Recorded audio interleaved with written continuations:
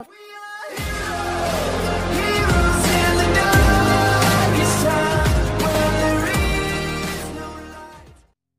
Guys, स्वागत है आपका।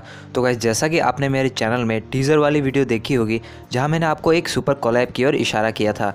तो गाइस, ये वीडियो वही है जहां इस वीडियो में मैं और मेरे कुछ सुपर क्रिएटर दोस्त आपके सामने कुछ फ़ैन थ्योरी लाए हैं एवेंजर्स एंड गेम से रिलेटेड। तो चलिए अब इस वीडियो को शुरू करते हैं।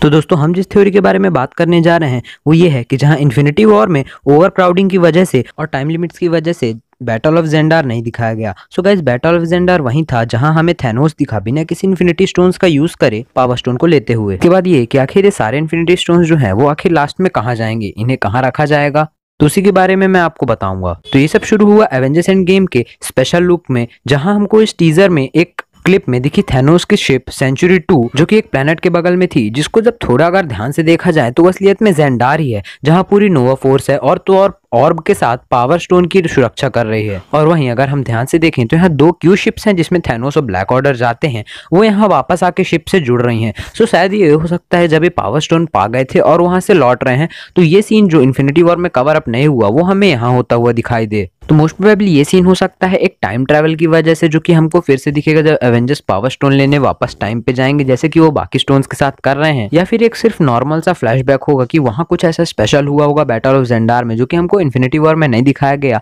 और तो और एंड गेम में उसकी जरूरत पड़े। तो इसकी वजह से हमको ये भी दिखाने को मिलेगा कि जब नोवा फोर्स आधे डेसिमेट हो गए तो उसके बाद कैसे ह्यूमंस वहां से जुड़े, और इससे हमको इन फ्यूचर मार्वल के नए सुपर हीरो यानी कि नोवा से रिलेट किया जा सकता है, जिससे हमें फ्यूचर में या फिर एंड गेम में ही नोवा का भी रोल दिखेगा। फिर आते हैं कि आखिर ये सारे स्टोन्स रखे कहाँ जाएंगे। तो ये एक सिंपल सी चीज है कि जब हमने इसी स्पेशल लुक में देखा कि जो गार्डियंस ऑफ द गैलेक्सी की नई शिप है, यानी कि जो हमें इन्फिनिटी वॉर में दिखाई गई जिसपे टोनी फंसा हुआ है, वो एक ऐसे प्लेनेट से इतनी स्पीड से भाग रही होती जैसे कि उसका किसी ने पीछा किया हो। सो गाइस, ये प्लेनेट अगर हम ध्यान से देखें तो है मोरैक प्लेनेट, जो कि हमें दिखाया गया था guardians of the Galaxy volume 1 में, जहां पीटर क्विल पावर स्टोन का ऑर्ब चोरी करने जाता है। सो गाइज, ये जो प्लेनेट है यहीं पे हमें एक जमीन पे एक डायग्राम बना हुआ दिखेगा जिसमें 4 कॉस्मिक एंटिटीज सारे इन्फिनिटी स्टोन्स को लेके उनकी पावर पोजेस कर रहे हैं, और यही सेम डायग्राम हमें दिखा रॉकेट के बैकग्राउंड में थोड़ा थोड़ा, जहां रॉकेट हमें उसी स्पेशल लुक में दिखा थोड़ा सा डरा हुआ। तो शायद वो यहाँ किसी ऐसी चीज को देखे जो कि बहुत शॉकिंग हो।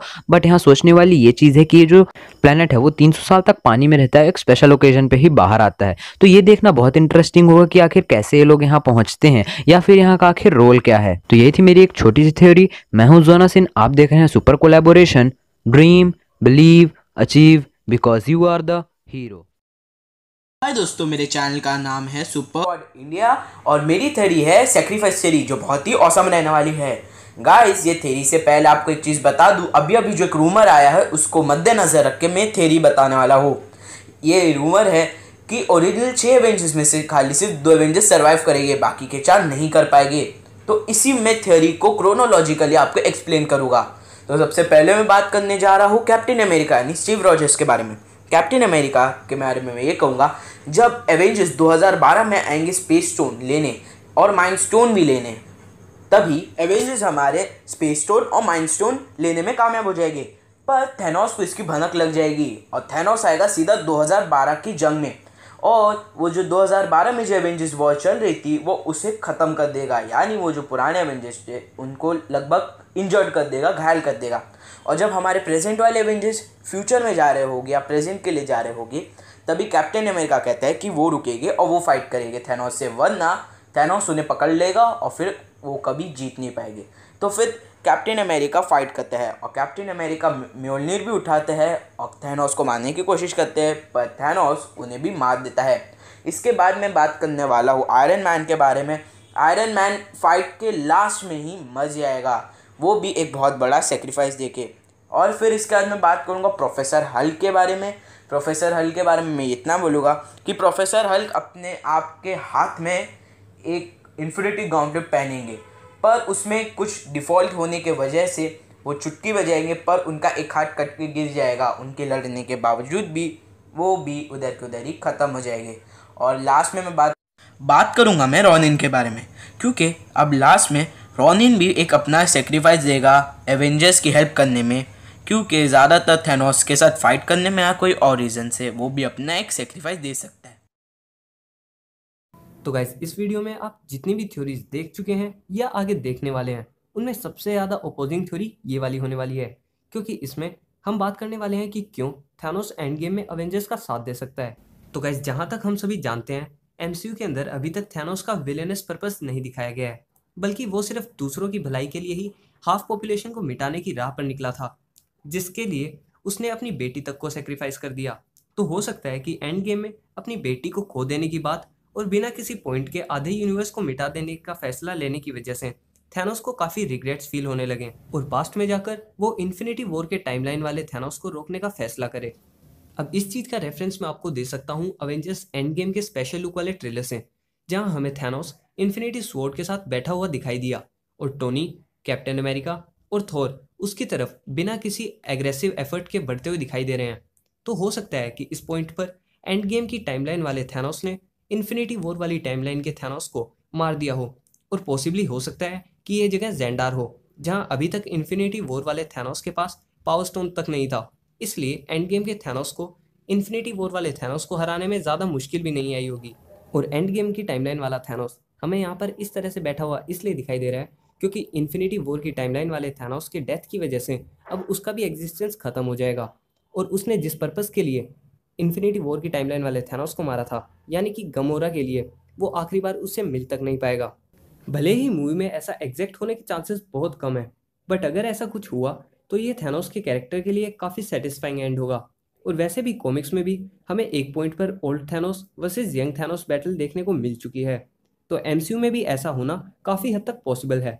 आप भी थैनोस के कैरेक्टर के एंड से रिलेटेड अपने व्यूज़ हमारे साथ कमेंट्स में ज़रूर शेयर करें। Now that being said, let's move to the next theory.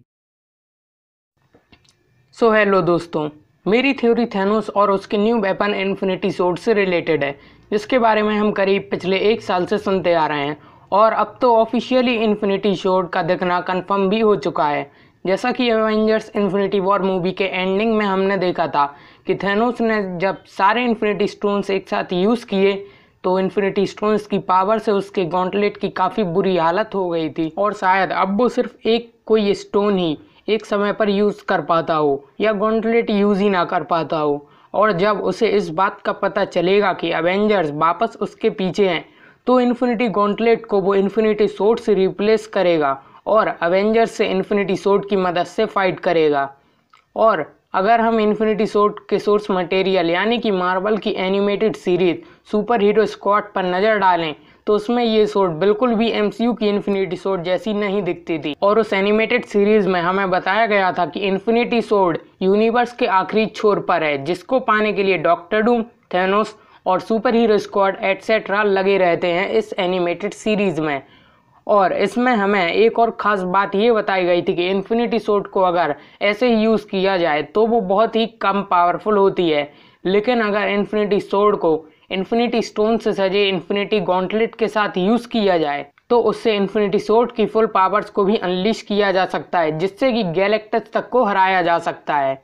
वैसे ये सीरीज़ एक पैरोडी सीरीज़ थी, जिसका मतलब इसमें हर चीज़ फन एंगल से थी और कुछ भी ज़्यादा हम सीरियसली नहीं ले सकते। अब एमसीयू में तो सिल्वर सर्फर नहीं है और ना ही हमें एमसीयू में यही सेम टू सेम कॉन्सेप्ट देखने को मिलेगा, लेकिन हो सकता है कि थैनोस ने ये सोर्ड भी नाइडा वेलर में गॉन्टलेट के साथ ही बनवाई हो, या ये सोर्ड टाइटन के लोगों का कोई पुराना वेपन हो जिसे वो पहले यूज़ किया करते हों। इसके अलावा एक पॉसिबिलिटी ये है कि जिस सीन में हमें थैनोस ये डबल ब्लेडेड इन्फिनिटी सोर्ड लिए दिख रहा हो वो पास्ट टाइम का सीन हो, जिस समय थैनोस इन्फिनिटी सोर्ड का यूज़ किया करता हो, और शायद इस सोर्ड में भी इन्फिनिटी स्टोन्स को बियर करने की ताकत हो। वैसे फैंस की तरफ से तो थैनोस के इस न्यू वेपन को इन्फिनिटी सोर्ड कहा जा रहा है, लेकिन मार्वल क्या पता इस वेपन को कुछ और नाम दे दे, या जैसे उन्होंने इन्फिनिटी गॉन्टलेट का ओरिजिन कॉमिक से बहुत अलग रखा, वैसे ही शायद इन्फिनिटी सोर्ड का भी origin super hero squad show से बिल्कुल अलग हो, क्योंकि एमसीयू हमेशा वही करता है जो फैंस नहीं सोच पाते हैं। और यही थी मेरी थ्योरी और थोड़ी सी इन्फॉर्मेशन इन्फिनिटी सोर्ड से रिलेटेड। आप इन्फिनिटी सोर्ड के बारे में क्या सोचते हैं, कमेंट करें। थैंक्स। हेलो दोस्तों, तो मैं हूँ अशरफ और मेरे यूट्यूब चैनल का नेम है मार्वल टॉक, और मैं आप लोगों के लिए एक थियरी लाया हूँ थियरी ये है कि टोनी और नेबुला अर्थ पे आ जाएंगे और थॉर, कैप्टन मार्वल और आयरन मैन सबको कहेंगे कि चलो थैनोस को मार के गॉन्टलेट ले आते हैं, और वो सब लोग जाते हैं टाइटन 2 थैनोस से फाइट करने। पर एवेंजर्स ये फाइट हार जाते हैं, पर ये फाइट में थैनोस किसी की जान नहीं लेता है। फिर एवेंजर्स टाइटन से अर्थ पे आते हैं और यही टाइम पे क्वांटम रियलम से स्कॉट भी आता है, और स्कॉट बाहर आके क्वांटम रियलम और टाइम वर्टेक्स के बारे में सबको बताता है, और Tony, Scott, Rocket and Bruce Banner white suit बनाते हैं। फिर वेलकरी और कैप्टन मार्वल प्रेजेंट टाइम में रुकते हैं और बाकी एवेंजर्स टाइम में पीछे जाके सारे इन्फिनिटी स्टोन्स और गॉन्टलेट को ले आते हैं, और यहीं पे सबको पता लगता है कि जो स्नैप करेगा वो मरेगा। तो आयरन मैन कहता है कि मैं स्नैप करूंगा, पर यहीं पे कैप कहते हैं कि लड़ेगी भी साथ मिलकर, हारेगी भी साथ मिलकर। और ये कहने के बाद आयरन मैन और कैप हाथ पकड़ के स्नैप करते हैं, और यहीं पे असली खेल शुरू होता है। आयरन मैन और कैप स्नैप करके मरते नहीं है, बल्कि वो लोग टाइम लूप में फंस जाते हैं, पर ये बात बाकी एवेंजर्स को नहीं पता होती है। तो ये एक थियरी है, अब ये सही भी हो सकती है और नहीं भी। तो आप लोग सिर्फ इसे एंटरटेनमेंट के लिए देखिए और एंजॉय करिए। हेलो गाइस, स्वागत है आपका। मैं हूँ कैप्टन थॉर यूट्यूब चैनल से, और मेरी फैन थ्योरी एंड गेम के लिए ये है कि एवेंजर्स दोबारा से पास्ट में थैनोस से भिड़ने वाले हैं। क्योंकि गाइस हम सबको पता है कि एवेंजर्स एंड गेम एक टाइम ट्रेवल मूवी होने वाली है, जहाँ बचे हुए हीरोज टाइम में पीछे जाकर पास्ट को अल्टर करने वाले हैं, और ये पॉसिबल होगा क्वांटम रियल्म की मदद से, जहाँ एंटमैन क्वांटम रियल्म से निकलते हुए क्वांटम वैन को लेकर एवेंजर्स फैसिलिटी पहुँचेगा, और वहीं सबको टाइम वॉर्टेक्स के बारे में बताएगा, जहाँ ब्रूस बैनर, टोनी स्टार्क और रॉकेट मिलकर उस डिवाइस को बनाने वाले हैं जो टाइम वॉर्टेक्स में सही टाइम पर पहुंचाने का काम करेगा।